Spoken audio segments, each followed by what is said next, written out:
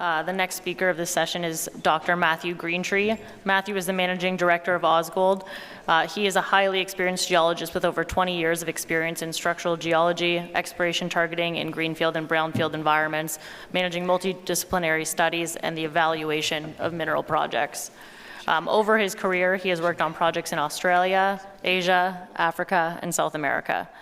Dr. Greentree joined Ausgold in 2017, and under his leadership, the company is now positioned to become the next Australian mid-tier gold producer. Thank you for the introduction.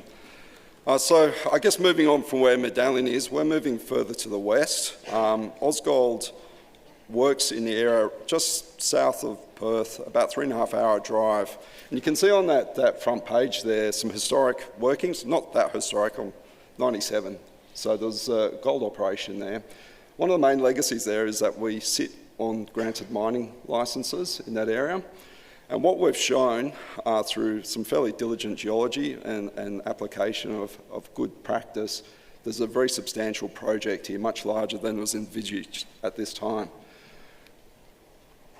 In terms of the company, well-qualified board. Jeff Jones has just come on from a non-exec to the non-executive chairman, and that really reflects the stage of where the company's at. We've moved from just a pure explorer to a developer. We completed a pre-feasibility study last year about this time, and now we've moved on to DFS studies. So there's a lot happening in the company alongside our exploration work across a 5,500 square kilometre tenement package in the southwest. We're well funded and we're aggressively looking at a number of opportunities, not just gold as well, which I'll talk to later in the presentation. So what's the basis of the company? Really is the Katanning Gold Project. We've demonstrated a large resource base of over 2.6 million ounces. I'm not too attached to that number. In about 2 weeks' time, we've got a resource update coming. I've put a substantial amount of drilling, over 17,000 metres of new RC and diamond drilling, and we've put in a lot of work in terms of the geological modelling and looking into the approaches of modelling this, because there's some very high-grade components to this deposit that are probably understated in this current resource. We delivered a very large open-cut maiden resource this time last year, 1.28 million ounces. It's one of the largest undeveloped open-cut free milling projects in Australia. It's going to get bigger with the DFS and with this new resource update. What that gives us is about a 10-year mine life. We've already done work beyond that PFS to show that there's additional scale, and that's the concept we're taking through into the DFS work. We've moved from a 3 million tonne to a 5 million tonne operation here, so it's going to be substantial. It delivers 136,000 ounces life of mine, but in the first 6 years it's 155,000 ounces, and we're looking at expanding that across the life of the project. One of the wonderful things about this project is the geology. We've got high grades close to surface, and that in the first 6 years delivers that relatively high internal rate of return of 46% and a rapid payback period of over just under 20 months. That resource is growing. The DFS will demonstrate a large reserve, and we have a belief in the project and the region that this is a multi-million ounce region, and this will continue to grow with considered exploration. Our exploration cost has delivered about $11 per resource ounce, so what we drill rapidly gets turned into new resource ounces. We've got a lot of news flow going on, a lot of exploration in terms of gold and lithium.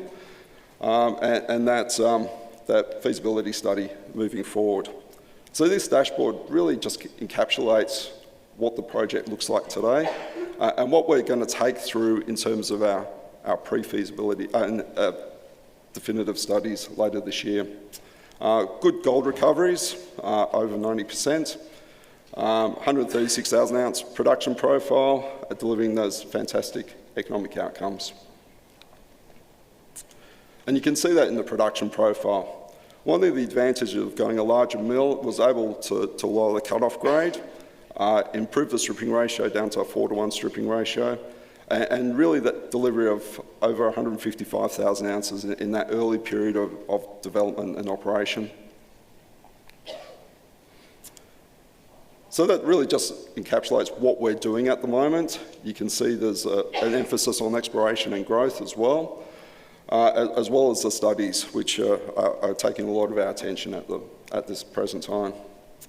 Like all gold developers and explorers, we feel we're undervalued, but I think really looking at the asset that we have here and the scale of it, I think this is probably even understating the disparity between our market capitalisation and the current gold resource when you consider both the reserve and the resource position. So I'd like to have this slide in here.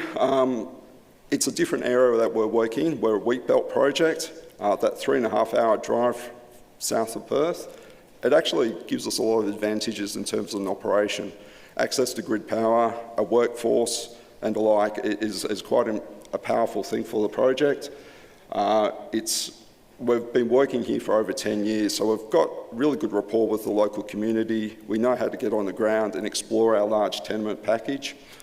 It also means that we've got connection to grid as well, so access to renewables alongside the regular grid power and low-cost energy. What we'll see is over the next 12 months is an increased resource, improved economics as we move through our DFS, and a further de-risking of this project. What I'll do now is take you through the verify part of this, which gives us a bit of a 3D perspective of this, and I'm happy to take you through this at the booth as well in a bit more detail. But you can see the location just south of Perth there. It's just a 3.5-hour drive along the Albany Highway. There's a lot of movement in this area. A lot of it being driven now by lithium exploration, but in the recent couple of years following the discovery of Julimar, we saw the entry of a number of majors into this area, including Anglo American to the north of us. But that core package of tenements that we have, that 5,500 square k's, covers a greenstone belt that is approximately 2,500 square kilometres. That's only really been recognised in the last couple of years by the GSWA. We've known about it since we've been working here and really refined our mapping as that's progressed. But it sits on what's called the Corrigan Tectonic Zone, a major tectonic boundary separating the southwest terrain, which hosts the Boddington deposit, Greenbushes deposit, two world-class projects, and we're sitting right on the edge of that. And that's part of our belief in this project and the region, is that there's massive scale potential here. I'll just flip through this one, but I'm happy to take you through this next slide because at the booth, because you can see some images from the site and the township. What this slide here shows you is the main project area centred around our mining tenements. Those coloured contours are the soils anomalies, which extend for about 17 kilometres along strike there. You can see the aeromagnetic image there. It's a very linear trend there, but the main focus of our work is what we call the central zone. And that's 90% of the current resource sits in that central zone, as well as the reserves. I'll just take you through that. You can see the drilling we've completed over this. There's over 250,000 metres of drilling, RC and diamond drilling that is. There's a lot more air core drilling as well. And you can see the PFS level pits there, which were developed at the $2,200 Australian gold price. So there's a lot of expansion just in the current gold price in what we've shown in our PFS level work. In log section, there's a very pronounced plunge to the ore body. We see that as an opportunity going forward for potential underground, but that hasn't been considered and won't be in the DFS. And that shows our current resource position. The colours represent the resource category. There's a very high portion of measured and indicated in this current resource. It's about 80% measured and indicated. And further work's going in on there, particularly in the early production period of the mine that we're proposing. So just zoom in on this central zone. I'll take you through a couple more slides here, and then we'll look at the other parts of the current project. And you can see in red there, it's greater than 5 gram metres, but there's also some very high-grade results there. They're probably disguised by the the overall grade of around 1 gram, and I think we'll see some growth in that in the new resource update, recognising these very high-grade components to the ore body.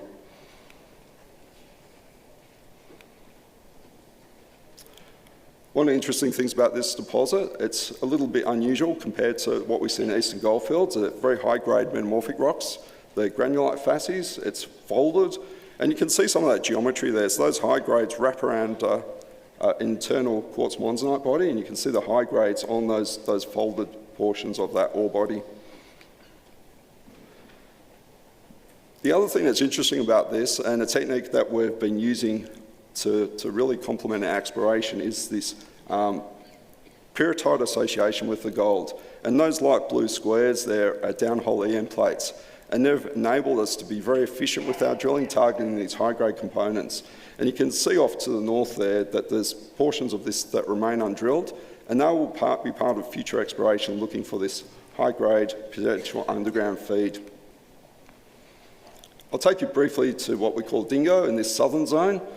It's about 8 kilometre strike length. The Dingo deposit itself sits on about a kilometre strike length and forms about 10% of the current resources and reserves. More work's going on there. I expect to see some growth in the newly and updated resource that's coming. And you can see again these high-grade shoots in a larger carrying a lot of the high-grade component to the ore body.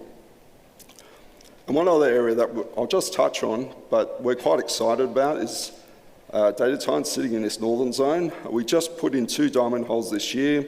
We've had a rethink about this area, some very high grades in here as well, a steeper plunge than we've seen elsewhere. But also, you know, these high grades, you can see that picture of some core there with a centimetre long piece of gold in it. So there's very coarse gold here, very high grades, and I think there's some opportunities there to supplement that larger resource base with some high grade. I'll just quickly take you through where we are in terms of exploration. In terms of gold, there's a couple of areas on that eastern side, just about a 40-kilometre drive away from the main project, namely the Stanley area and the Duggan area. Stanley's a farm-in. Past drilling there has demonstrated some very high-grade results, and I think what we're doing there is not just really going back to those areas, we're looking along strike, along those major structures, because there's a real opportunity there to find something else quite significant. This structural trend is quite extensive, and we've got a very good understanding of what this project looks like. Likewise with Duggan, it's another area just along strike, very high grades there as well, and we're working in parallel with our studies and our other exploration activities to see if we can convert this into a resource that would come into the project at a later time. There's been a lot of interest in lithium, of course. We've got a very large ground holding over an area that hasn't been explored before for lithium or pegmatites. What we've done, we've had a look at our ground position, identify that 2,500 square kilometres of greenstone, which is crucial to LCT pegmatites. We're mapping across that. We've conducted a 600 sample stream sediment sampling program across the entire tenure, and we've identified 14 main target areas. We've been mapping the pegmatites in the area, so listen up for some news on that. We've engaged RSC consultants who have been using a lot of machine learning techniques to punch through our large geochemical database. Having said that, that database has only got about 30% samples that are assayed for lithium, so there's still some work to do there. We anticipate getting in the field and drilling some of these targets late this year. So that's really the Ausgold story. To wrap it up, it's 100% owned by Ausgold. We've got a large resource reserve position. It's all open cut at the current time, 10-year life of mine, and very, very good economics based on the geology and the grade that we see there. We've got DFS coming and a resource imminent. That's coming very soon.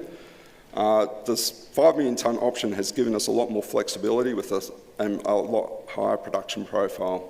We continue to explore for both gold and lithium, so please have a look at us, come by the booth. Booth 116, happy to take you through the story. Thank you for your attention.